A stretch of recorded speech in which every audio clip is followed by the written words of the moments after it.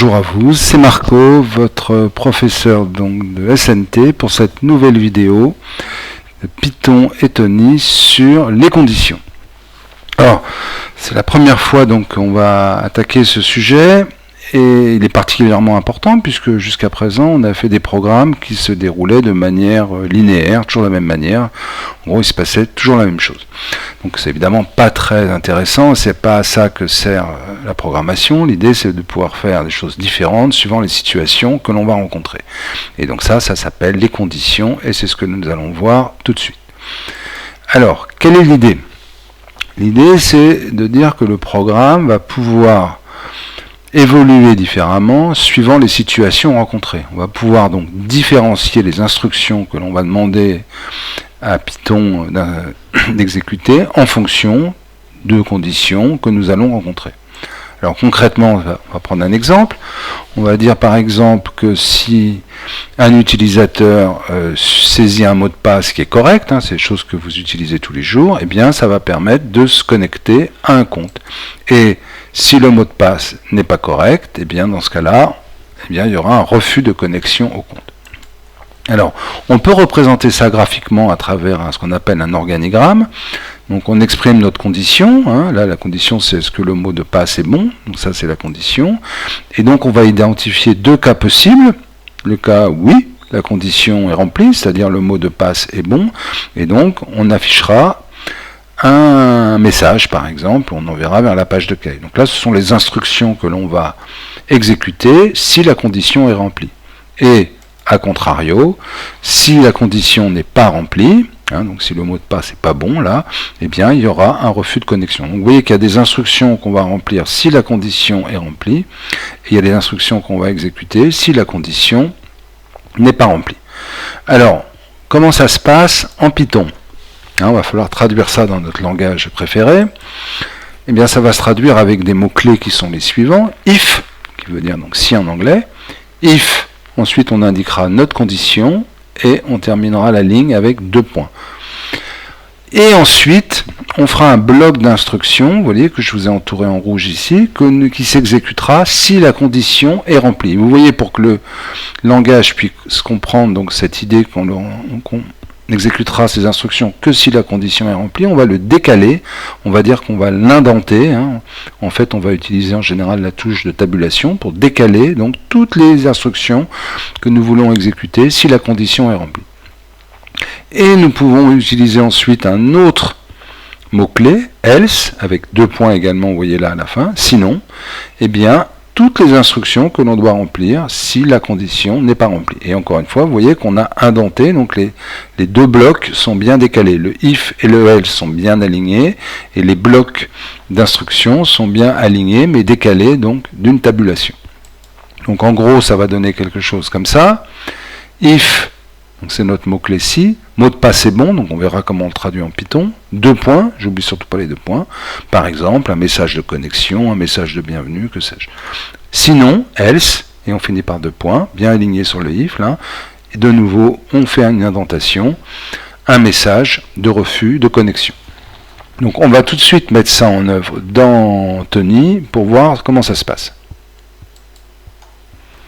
Donc nous nous retrouvons dans Tony avec notre écran habituel. Donc là j'ai déjà rentré donc utilisateur, c'est une variable, égale input, votre nom d'utilisateur, donc on va demander à la personne de rentrer son nom, et ensuite on va lui demander un mot de passe, donc mot de passe égale input, votre mot de passe. Donc ça c'est classique, il n'y a rien de nouveau. On va imaginer que le programme connaisse le mot de passe, donc là je vous ai mis par exemple Merlin, comme Merlin l'enchanteur, donc c'est une variable que j'ai appelée mot de passe OK. Alors on va programmer donc le test de connexion, donc on va dire if, notre mot-clé, vous voyez il apparaît en rouge, if mot de passe égale, et là c'est un opérateur de comparaison, donc on met bien 2 fois le signe égal, si mot de passe égale mot de passe OK, d'accord, donc ça c'est notre condition. Si le mot de passe que la personne est bien égal au mot de passe, en l'occurrence ici Merlin, 2 points, n'oublie pas les 2 points, je valide, et vous voyez qu'il y a l'indentation qui est là, vous voyez, qui est bien décalée. Si je l'enlève et que j'appuie sur la touche tabulation, je reviens là. Une autre manière de le faire, c'est d'aller dans édition, indenter la ligne sélectionnée. Voilà. Hein, ça revient au même. D'accord? Alors, si mot de passe égale mot de passe OK, eh bien, on peut lui mettre, par exemple, un message d'accueil, print, avec notre petite habituelle F. Donc, par exemple, quelque chose du style « Bonjour, entre accolades utilisateur ». D'accord. Voilà. Vous êtes connecté à votre compte. D'accord. Un petit point d'exclamation. Alors, on va tester ça. Donc, je lance mon programme. Votre nom d'utilisateur, imaginons Marco. Votre mot de passe, alors imaginons que j'ai le bon, Merlin. Bien, bonjour Marco, vous êtes connecté à votre compte. Vous voyez que ça marche parfaitement. Si la condition n'est pas remplie, que se passe-t-il? Eh bien, on va exécuter le programme, on va tester, Marco. Je vais taper exprès Merlin, vous voyez, mais sans le M majuscule. Vous voyez. Et là donc, qu'est-ce qui se passe? Il ne se passe rien, puisqu'en fait, je n'ai pas prévu de cas ce que le programme devait faire si la condition n'était pas remplie. Donc il continue normalement, donc en l'occurrence, il ne se passe rien. Alors, je pourrais mettre là, par exemple, print, fin du programme. D'accord? Vous voyez, donc on reviendrait ici, je relance, utilisateur Marco, mot de passe ERT, fin du programme. Donc ce que je veux maintenant, c'est traiter le cas où le mot de passe, justement, n'est pas bon. Et bien donc, je reviens au niveau de mon if, je tape else, mot-clé else, sinon, et là, on va lui mettre un message, je vais recopier ça pour gagner du temps, je vais lui mettre, au lieu de lui mettre bonjour, je vais lui mettre désolé, par exemple, hein, désolé, excusez-moi pour les accents, votre mot de passe, on va lui mettre votre mot de passe est invalide. Voilà. D'accord, donc on va tester ce programme. Votre nom d'utilisateur, donc Marco. Mot de passe, je vais taper le bon Merlin. C'est bon, on arrive à la fin du programme. Je relance le programme. Mot utilisateur Marco. Merlin, imaginons sans la majuscule. Eh bien, désolé Marco, votre mot de passe est invalide. Donc voilà un exemple très simple d'utilisation du if. Alors maintenant, nous allons voir un deuxième exemple avec des données numériques. Donc, deuxième exemple, on voudrait essayer de voir si quelqu'un, par exemple, est majeur ou mineur. Donc, utilisateur égale input, votre nom d'utilisateur, ça ne change pas. Âge utilisateur égale input, votre âge. Alors, vous faites bien attention que tout ce qui est renvoyé par la fonction input, c'est des caractères. Hein, ce sont des caractères, pas des nombres. Donc, si je veux pouvoir les traiter en nombres, il va falloir que je les transforme en nombres et je vais utiliser la fonction int. Donc, je peux faire quelque chose comme âge égale int, par exemple, de âge utilisateur. D'accord? Là, je vais utiliser une autre variable. On peut le faire différemment, on verra ça après. Donc maintenant, je vais faire mon test. Donc if, toujours pareil, si âge, ma variable âge, supérieur ou égal, donc je vous rappelle l'opérateur de comparaison, supérieur ou égal, à 18, deux points, on va afficher print. On va prendre notre petit format habituel. Donc, mon cher entre accolades utilisateur, vous êtes majeur. D'accord? Et sinon, donc je reviens au niveau du if, else, sinon, eh bien on va lui afficher, on fait attention qu'il n'y ait pas de P majuscule dans le print, hein, eh bien, hop, vous êtes mineur. D'accord? Pour vous montrer que ça monte, donc ça marche sur des variables numériques de la même manière. Et je peux mettre à la fin print programme terminé. Voilà, donc je lance mon programme. Votre nom d'utilisateur. Alors je vais changer, je vais prendre les vôtres. Allez, je vais prendre Léa. Je m'appelle Léa. Votre âge 17. Mon cher Léa, vous êtes mineur. Évidemment, on n'a pas prévu le cas où c'est masculin ou féminin, donc il faudrait prendre des prénoms masculins.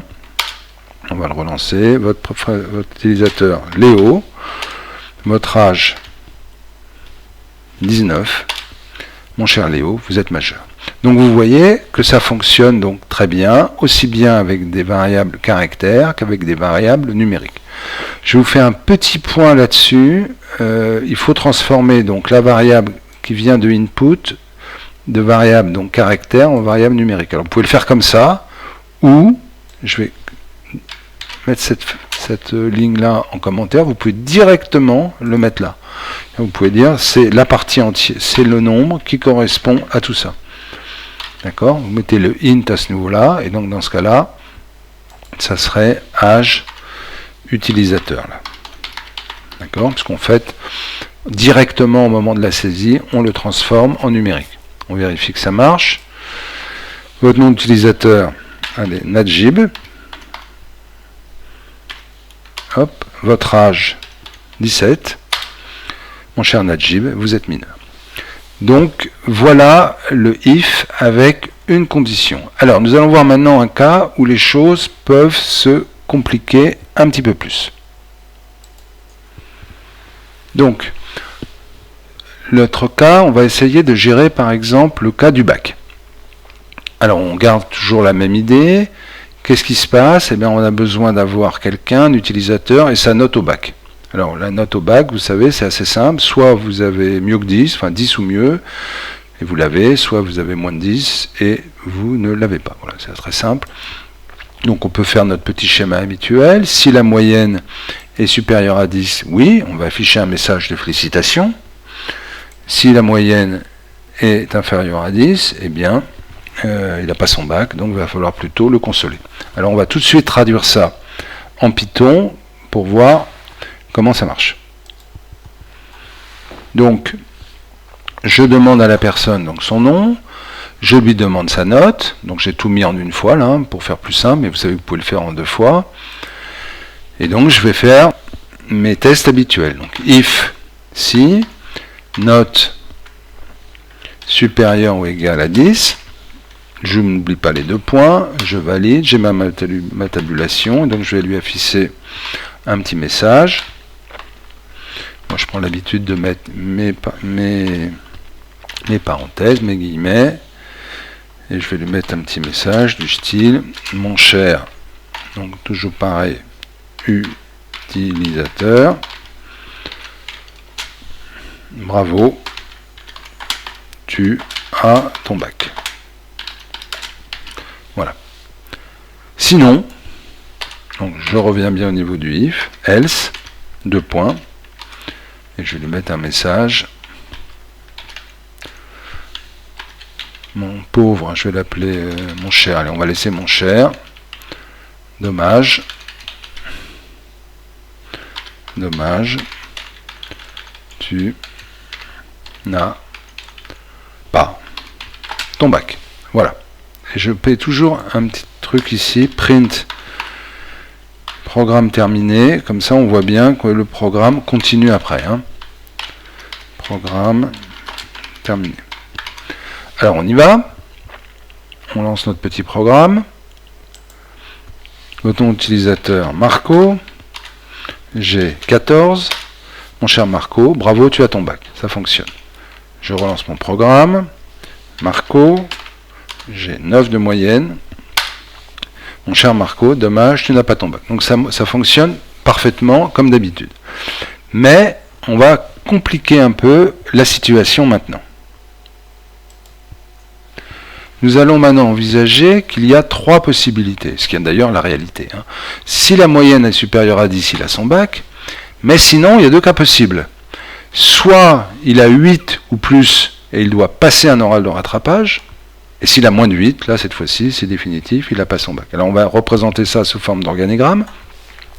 Donc si ma moyenne est supérieure ou égale à 10, bah, si oui, on va lui mettre un message de félicitations, ça c'était déjà fait. Mais sinon, on va s'interroger s'il a moins de 10, mais est-ce qu'il a plus ou moins de 8? Vous voyez, il y a un deuxième test à faire. Alors, si il a plus de 8, bah, il faut qu'il aille passer son examen complémentaire oral, mais s'il a moins de 8, bah, cette fois-ci, c'est définitif, il n'a pas son baccalauréat. Alors, comment ça va se traduire en Python? Eh bien, ça va se traduire avec une nouvelle instruction qui va être elif. Alors, voilà comment il faut comprendre ça. If, condition, donc si la condition est remplie, tu fais tout ça. Elif, c'est la construction de else if. Ça veut dire sinon si, et là on va pouvoir mettre une deuxième condition. Et à ce moment-là, si cette deuxième condition est remplie, voilà ce qu'il faut faire. Sinon, ben, si aucune des deux précédentes n'est remplie, à ce moment-là, voilà ce qu'il faut faire. Donc voilà comment ça va se donner en Python. If moyenne est supérieure ou égale à 10, on va afficher les félicitations. Sinon, si la moyenne est supérieure ou égale à 8, on va afficher la convocation. Sinon, on va afficher un message d'échec. Alors faites bien attention que Python va exécuter ses programmes dans l'ordre. Hein, si on commençait par exemple par tester cette deuxième condition, évidemment ça ne fonctionnerait pas, puisque si je commençais celui qui a 12, il a évidemment une moyenne supérieure à 8. Donc si je commençais à mettre ça comme première condition, j'enverrais un message de convocation à tout le monde. Alors regardons ce que ça donne d'Anthony. Donc on va prendre notre petit programme et on va le modifier. Donc si la note est supérieure ou égale à 10, bien sûr, il a son bac. Et ensuite, on va rajouter donc une condition qu'on va appeler elif. Donc sinon si.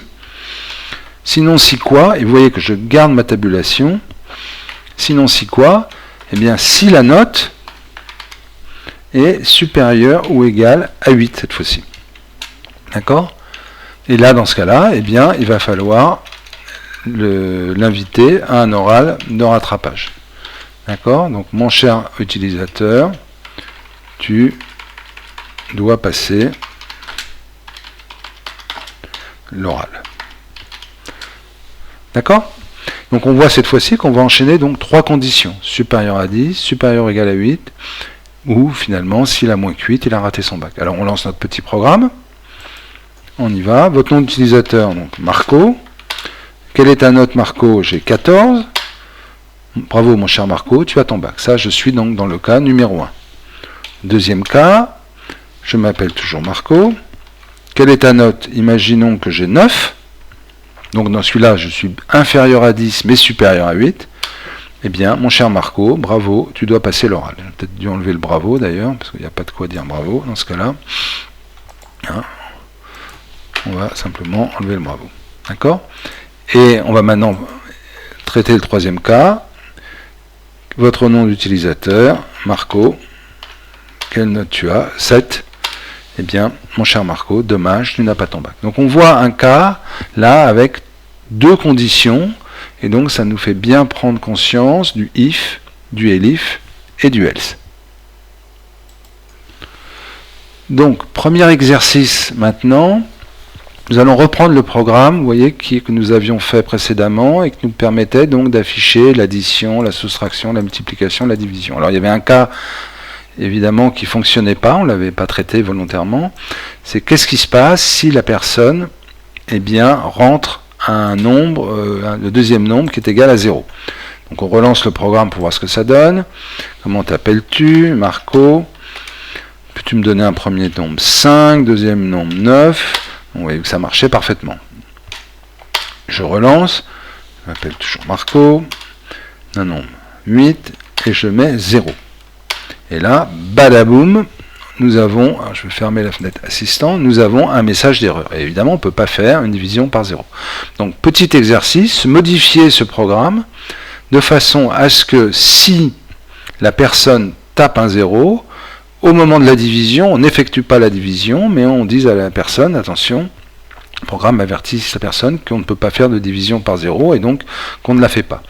Donc je mets sur pause, vous essayez de résoudre le programme, et puis on se retrouve quand vous êtes prêt pour la correction.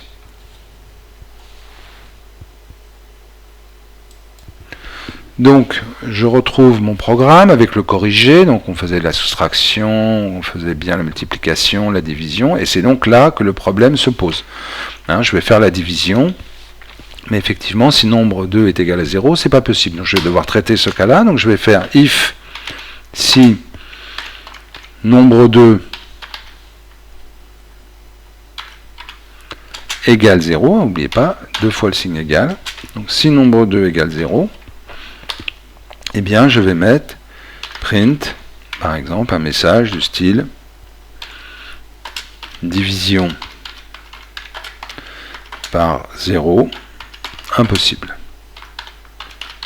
Voilà, je vais prévenir l'utilisateur que ça ne peut pas fonctionner. Sinon, donc else, et donc else, ben sinon j'exécute le programme tel que j'avais prévu, j'effectue la division et j'imprime le résultat de la division. D'accord ? Donc voilà le corrigé, on va vérifier que ça fonctionne. Donc, t'appelles-tu Marco? Bonjour Marco, donner un premier nombre, 8, donner un deuxième nombre, 4, on va vérifier que ça marche toujours, tout marche très bien. Et maintenant, comment t'appelles-tu? Toujours Marco. Donne un premier nombre, 9, 0, et bien vous voyez, à ce moment-là, que le programme n'a plus d'erreur, il n'y a plus de plantage, comme on dit, on a juste un petit message qui a été prévu, donc division par 0 est impossible. Hein, d'accord? Donc notre problème est résolu. Alors l'exercice que vous devez faire pour finir ce programme est le suivant. Vous devez retourner dans l'exercice sur le bac. Et donc, il y a plusieurs cas de figure. Donc, vous demandez bonjour, vous demandez le prénom, vous le saluez, et vous demandez la note. Et là, hop, il y a un paquet de possibilités, qui sont les vraies possibilités du bac. Hein. Si la note est supérieure ou à 16, il faut lui dire qu'il a la mention très bien. S'il a entre 14 et 16, il faut lui dire qu'il a la mention bien. S'il a entre 12 et 14, la mention assez bien. S'il a entre 10 et 12, qu'il a réussi son examen sans mention. S'il a entre 8 et 10, qu'il doit passer l'oral complémentaire. Et s'il a moins de 8, qu'il a échoué à l'examen. Et donc, on va afficher finalement une phrase avec le nom du candidat et le résultat à l'examen.